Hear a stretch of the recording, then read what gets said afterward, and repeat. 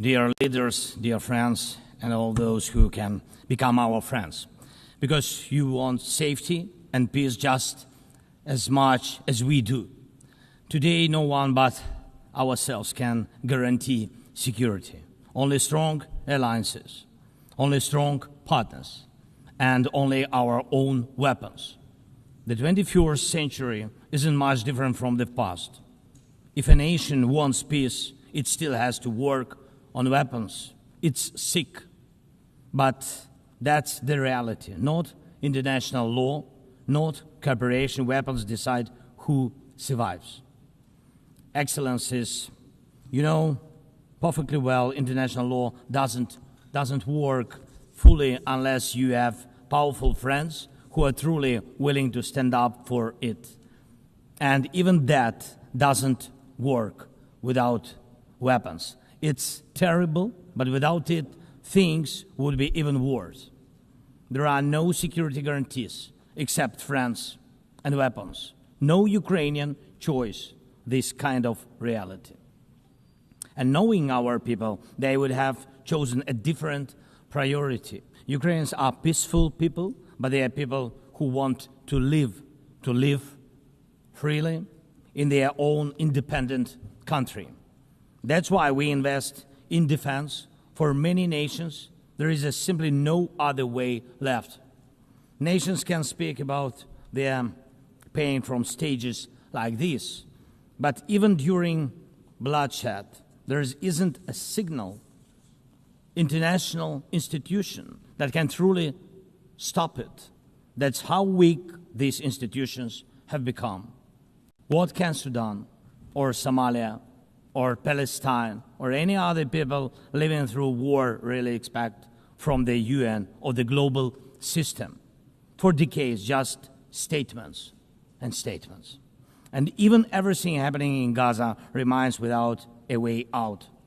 Even now, Syria, after all the changes, still has to appeal to the world to ease the sanctions that are choking its economy. It has to ask and wait. Syria deserves stronger support from the international community. And as Russia's war against my country goes on, people are still dying every week. Yet there is no ceasefire because Russia refuses. Russia abducted thousands of Ukrainian children, and we have brought some of them back. And I thank everyone who's helped. But how long will it take to bring all of them home? Childhood slips away faster than adults are able to help. Look at Israel. Nearly 2 years have passed and hostages still haven't been freed. They must be freed, but even that still hasn't happened. And for years, there have been no real answers to other threats, either chemical weapons and famine used as a weapon. Last year, at this assembly, I warned the world about the risk of radiation disasters, especially due to Russia's occupations of our Zaporizhzhia nuclear power plant, the biggest in Europe, but nothing's changed. Nothing's.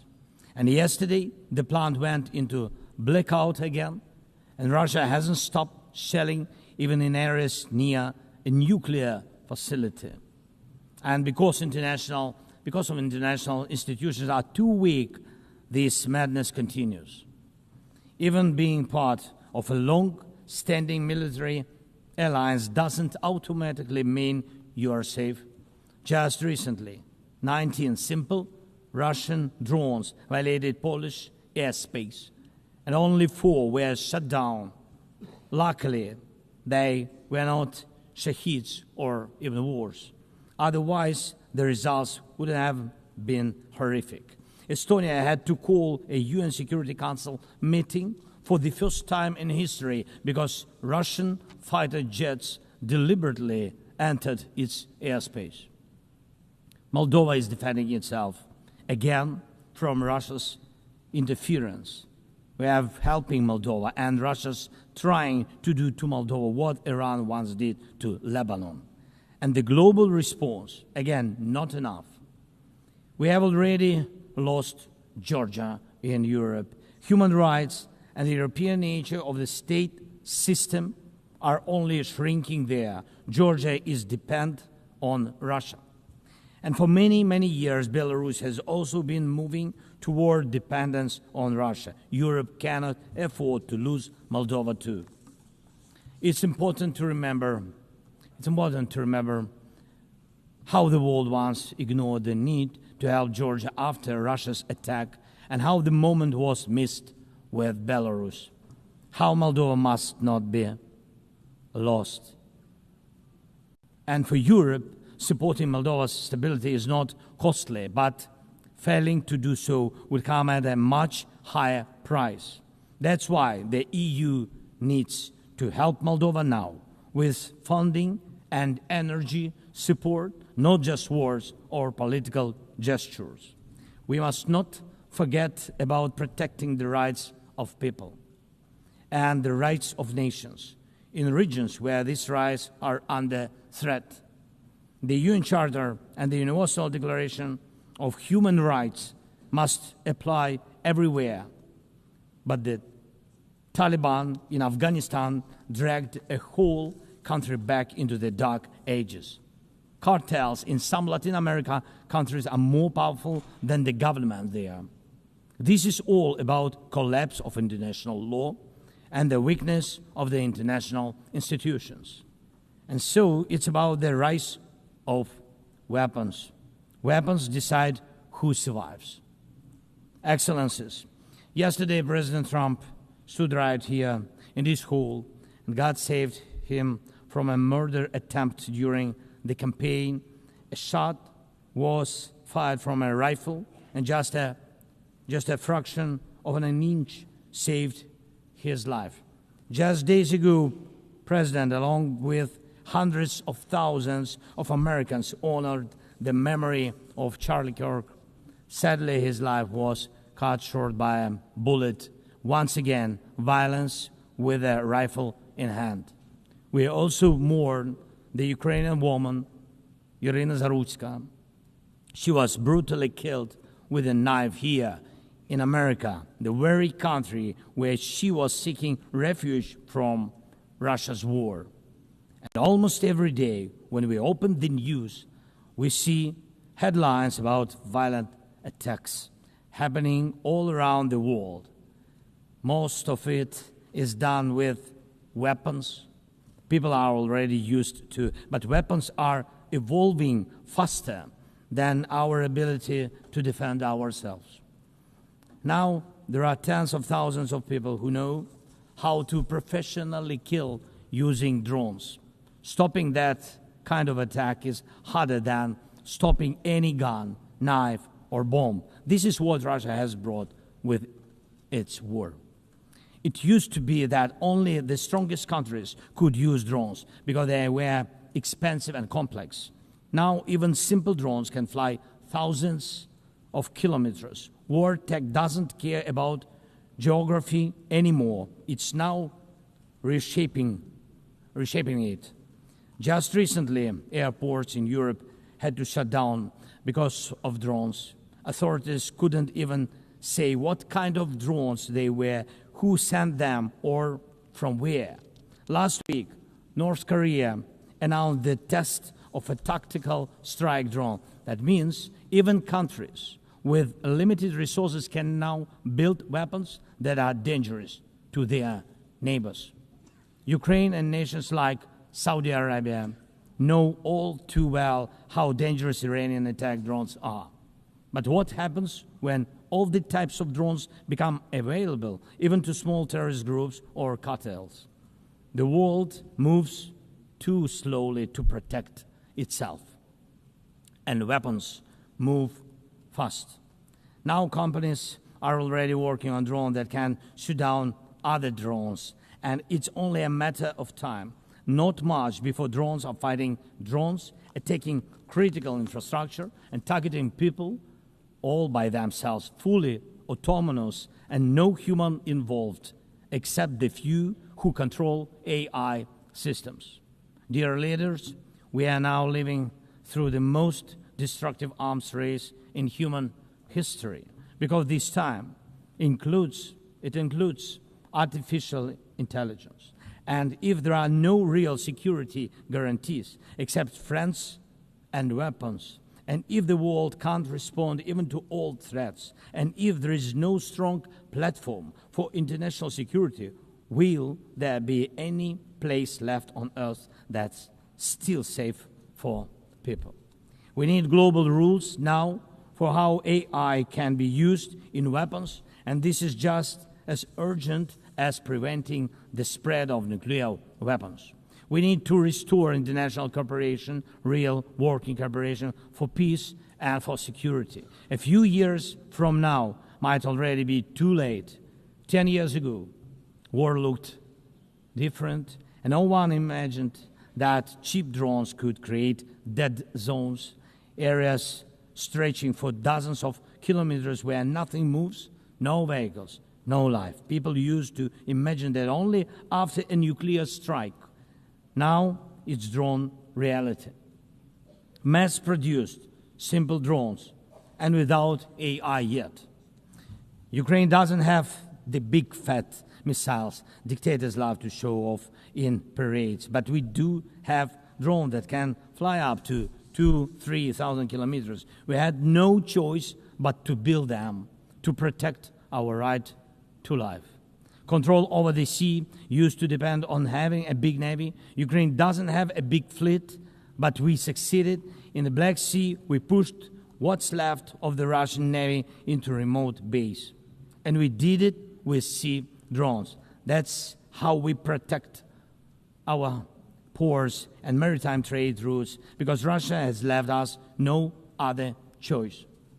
And our spiderweb operation, when cheap drones destroyed or damaged dozens of expensive Russian strategic bombers, became a real example for special forces around the world of what new weapons can do to old systems.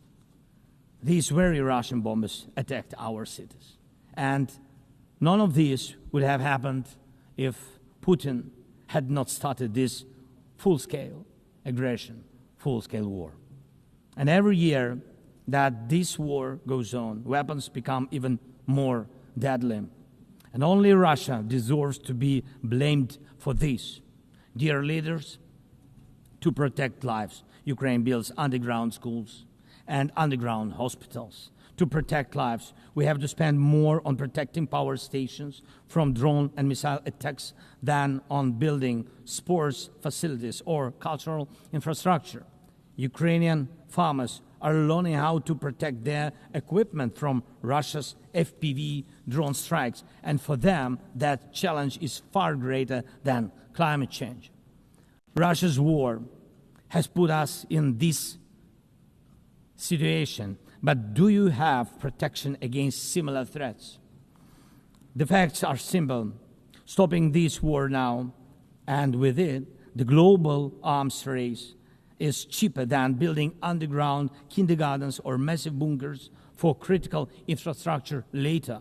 Stopping Putin now is cheaper than trying to protect every port and every ship from terrorists with sea drones.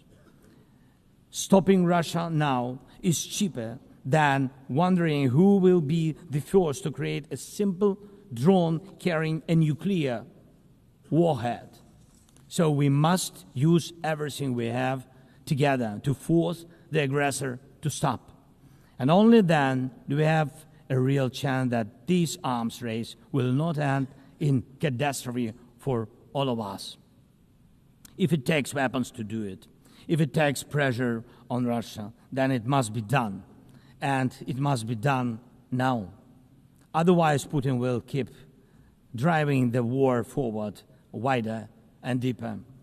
And we told you before, Ukraine is only the first, and now Russian drones are already flying across Europe, and Russian operations are already spreading across countries, and Putin wants to continue this war by expanding it, and no one can feel safe right now. So first, we are now building a new security architecture for ourselves. More than 30 countries are already part of our coalition. And we are strengthening army, launching joint weapons production with partners, and defining financial commitments for defense in a way that could become a security model for any other nation. If security guarantees work for Ukraine, something more than just friends and weapons, it will mean that people were able to make national security not a privilege for a few nations, but a right for everyone. Second, we are ready to make our modern weapons become your modern security, your modern weapon. And we have decided to open up arms exports. And these are powerful systems tested in a real war when every international institution failed. And we are also ready to grow our defense production together with strong partners so that their protection is modern and reliable. You don't need to start this race from scratch. We're ready to share what has already proven itself in real defense. And third, many in the world are still relaxed. Still. But look at how many countries are here at this General Assembly, countries that are at war, or just came out of war, or are trying to stop one, or openly getting ready for one. War has already reached too many people to pretend it has nothing to do with you. So it depends on you. Whether you help peace or continue trading with Russia and helping Russia to fund this war, it depends on you. Whether prisoners of war will be freed, whether abducted children will come home, whether hostages will be free. It depends on you what will define existence, war like now, or our joint strong actions as it should be. Yesterday we had a good meeting with President Trump, and I also spoke with many other strong leaders, and together we can change a lot. Of course, we are doing everything to make sure Europe truly helps. And of course, we count on the United States. I appreciate the support we are receiving. Yes, much depends on the G7 and G20, but